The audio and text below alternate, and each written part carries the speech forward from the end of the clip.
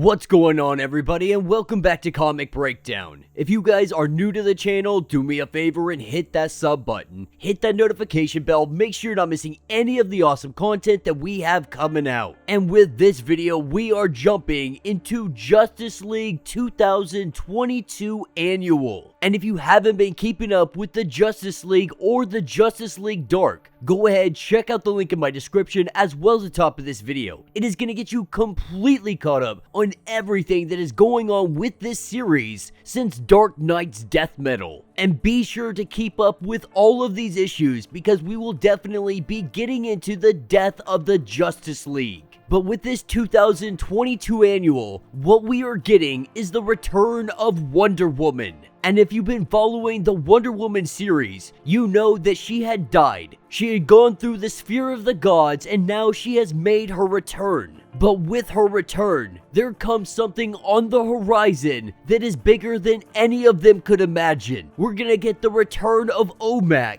and the build-up for the Legion of Superheroes. Now, be sure to buy the comics, support the industry, and with that being said, let's dive into this breakdown. Alright gang, so as we dive into this annual edition, we are picking up with OMAC, the one-man army corps. And we are picking up with OMAC in the future. And right now, he is battling for this entire city. And with nothing able to stand in his way, he is able to break into the facility he is trying to get into. And with him breaking in here, he tells whoever is inside that they need to surrender. With them immediately surrendering and saying that she is over there, assuming this is what he had come for. But OMAC is completely clueless to what they are talking about. That is until he goes over into the other room, and this is where he sees Hawkgirl. And as OMAC looks at this, he really has no idea what is going on here. But with him reaching in to touch Hawkgirl, this is where everything changes. And that is what's going to take us to the Hall of Justice. Because right now, they are having a welcome home party for the one and only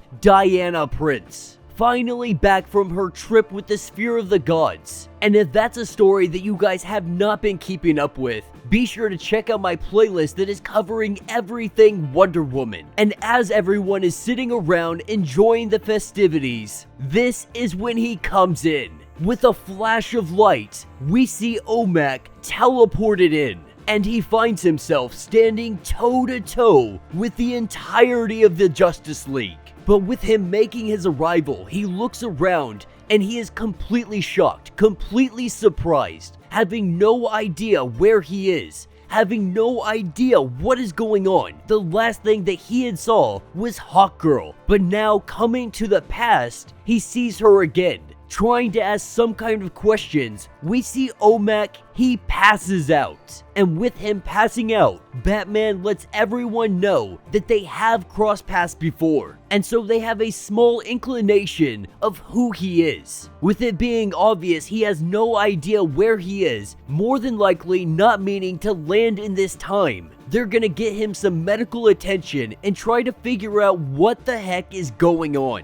And as Batman does his evaluation, we find that the tachyon readings, they are all over the place. And so while we have OMAC recovering, Batman is doing his investigation. And we learn that OMAC had arrived on a burst of macro energy that is currently uncharted. And this is also an energy signal that they have no idea what is. And so while they dig a little bit further into this, Batman wants to dispense some teams all across the globe because the unique signature that OMAC had put off, that same signature had popped up in spots all across the globe. Batman letting them all know that their end goal is to help OMAC and send him back to his time before any damage is done to the space-time continuum. And so with everyone breaking off and going in their own directions, we have a couple of team-ups starting with Naomi and the Wonder Woman. And the three of them, they go to an old familiar location.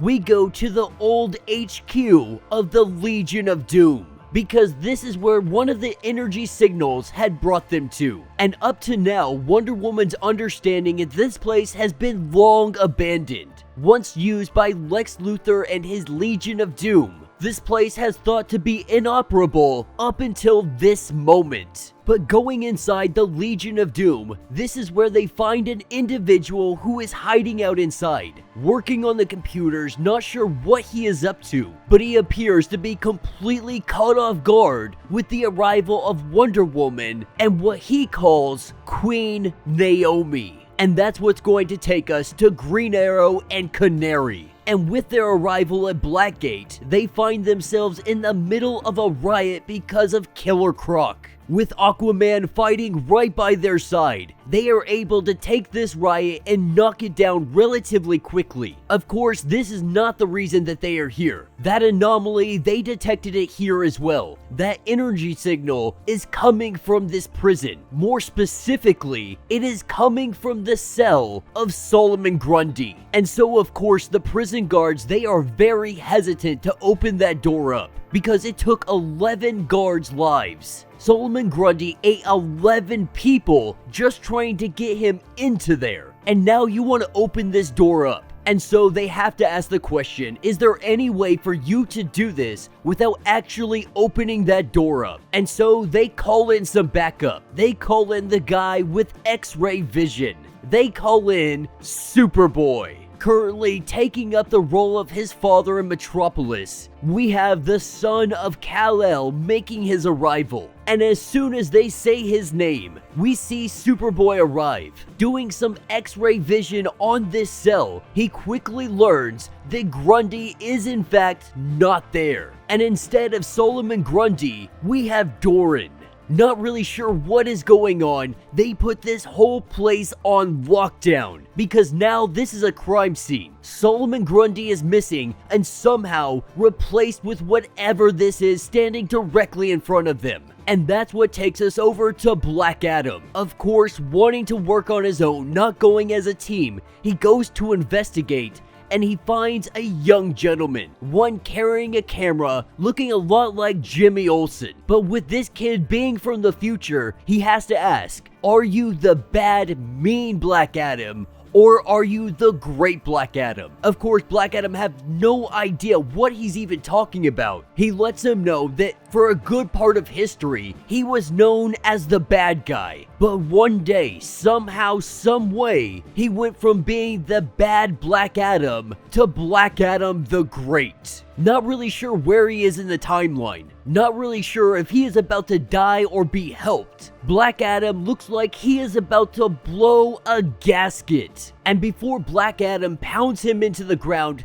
he lets us know that his name is Epic. And he tells us that he is the Lord of Time. Or at least he was, but right now he is lost. And before Black Adam can get any more answers out of this kid, this is where we see from behind him is Solomon Grundy. And Solomon Grundy appearing to not know where he is either. He sees Black Adam and he knocks him for a freaking loop. And so as their battle commences, we pick up back in the lab with Batman. With OMAC now coming back to consciousness, this is when they begin to ask him some questions to try to figure out what is going on here. And when he sees Hawkgirl, he says that he was brought here against his will by her. Now, of course, with all of this, it's not making any sense. The puzzle pieces really haven't been fitting together just of yet. But that is the least of their problems, because at Blackgate Penitentiary, this is where we have some kind of time-traveling alien that is attacking everybody. Being able to get a cheap shot on Superboy, he is put down in this fight, and the rest of them are trying to fend on their own. And so as these reports are coming in, Batman is trying to get as much information from OMAC as he possibly can, letting them know exactly who they are, assuming that this OMAC doesn't know them because he comes from before in the time stream, before he actually met Batman, the Flash, and the rest of the Justice League. But he tells OMAC that right now, we need your help. And he starts to break it down a little bit, letting us know that Hawkgirl, she had been encased in time. And when OMAC went in to rescue her and investigate what is going on, that's when he ended up at this location. And so, with Blackgate needing a little bit of help, this is where the Flash and Hawkgirl, they make their way over there in an instant. And with the Flash and Hawkgirl making their arrival, they make quick work of this alien. But this is when each one of these anomaly individuals, we learn who they all are. Every single one of these anomalies that our team has encountered, they are all epic. They are all the Lord of Time. Originally being from the year 3786. But he lets them know that I can tell you now, your instincts are gonna be wanting to help me, and I'm telling you that you can't. And he goes into a little bit of history about who he is, repeating that he is the Time Lord. This doesn't make him a god, it is simply a title. And though it's someone you may have never heard of, he works on a scale that is much larger than anything the Justice League is. Not only that, with this reality being shattered so many times, there's a good chance that they would never remember the encounters that they have had. But it appears that somehow he misjudged. He measured wrong, and now he has found himself lost in time. But not just in this time, in many times, in all times. We are seeing 5 different versions of him arriving on Earth all at the same time. And so right now, he is looking for a way out of the mess that he has made, letting them know that there are at least 1 or 2 items in the time stream that might be able to help him in this current predicament. And at the same time, this might actually help him fix some things that have gone astray, letting them know that he has his eye on one such item. But if he tells them about this item, it could alter the time stream with catastrophic consequences. And so the simple thing he is asking all of the Justice League to do is to walk away. Let me handle this situation, get back to my time before any more damage is done. Now, of course, our Justice League, they want to try to help him in any way possible, but he lets them know that he is stuck in a Trinity loop, that they can't even possibly understand what that is. So how could you possibly ever be able to help me in this situation? And we see each one of these different variants, they go to throw some kind of time bomb. Almost everyone is able to block it except for Hawkgirl. And with it hitting Hawkgirl, we see a light surround her and then she disappears. And just when Epic thinks he has the upper hand, this is where we see another blinding light and the arrival of Hawkgirl. Coming and flying out of this blinding light, she is holding a remote that his future self had created, letting him know that he had made this years from now because even in the future, you hate yourself. And with all of the variants starting to disappear, he says that he has to find it, that he has to find the gold, with Batman trying to get as much information as he can, asking him what he is talking about, to tell him what he is looking for so Batman can keep an eye out for it. And he lets him know that he needs to find the ring, the Gold Lantern Ring. And that if he finds it, he needs to destroy it. And just like that, he vanishes. The Time Lord is no longer with them. And what we learn is that Hawkgirl, she spent quite a bit of time in the future. And in fact, she was fighting side by side with OMAC for many, many years. But also lets them know that the future, it is a rough place. And that if they want to make it better, they're gonna have to try harder to make the future a place worth living. And with the Queen of the Amazons making her exit, we have Wonder Woman filling the shoes yet again in the Justice League.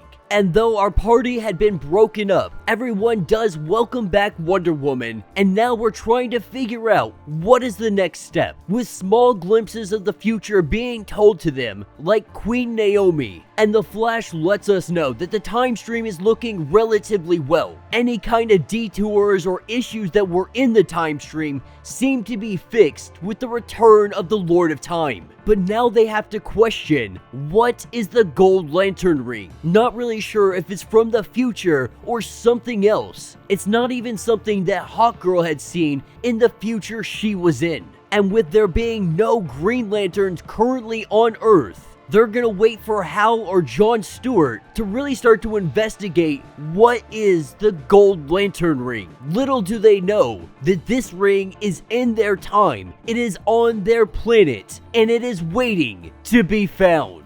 And that will be the end of this issue. So let me know what you guys think down in the comments. There was definitely a lot going on in this issue. First of all, right off the bat, I want to say immediately that the way they drew Wonder Woman was absolutely horrendous. Like, one of the worst drawings of Wonder Woman I've ever seen. I don't really understand why they decided to draw Wonder Woman in this way, but it just looks horrible. Now, with that out of the way, having the return of Wonder Woman, having the return of OMAC, and now the reintroduction to the Gold Lantern ring. That is going to be huge, because the Gold Lantern ring is supposed to be the entire spectrum in one ring. And we've seen this ring put into operation, but it hasn't been brought into recent comics in quite some time. But with the Justice League and Legion of Superhero comic coming up in the near future, we can only assume that we are going to see the Legion of Superheroes along with our Gold Lantern. Now, if it's going to follow the same story and the premise that we already know about the Gold Lantern,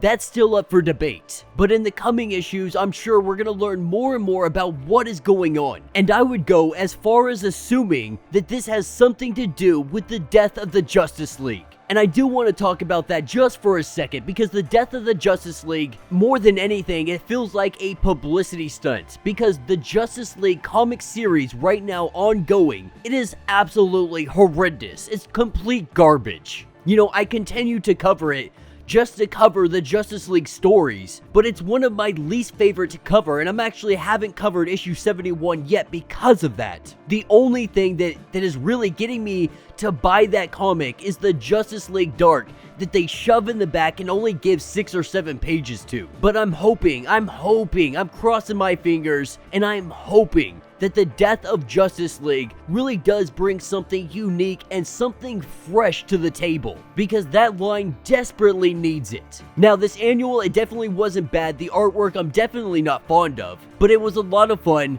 I'm very interested to see the Legion of Superheroes and where this is all gonna go. And the question now is going to be, who is going to wield the Gold Lantern ring? Let me know your thoughts, let me know your theories. If you have not yet, do me a favor, hit that sub button, hit that notification bell, make sure you're not missing any of the awesome content that we have coming out, and until the next breakdown.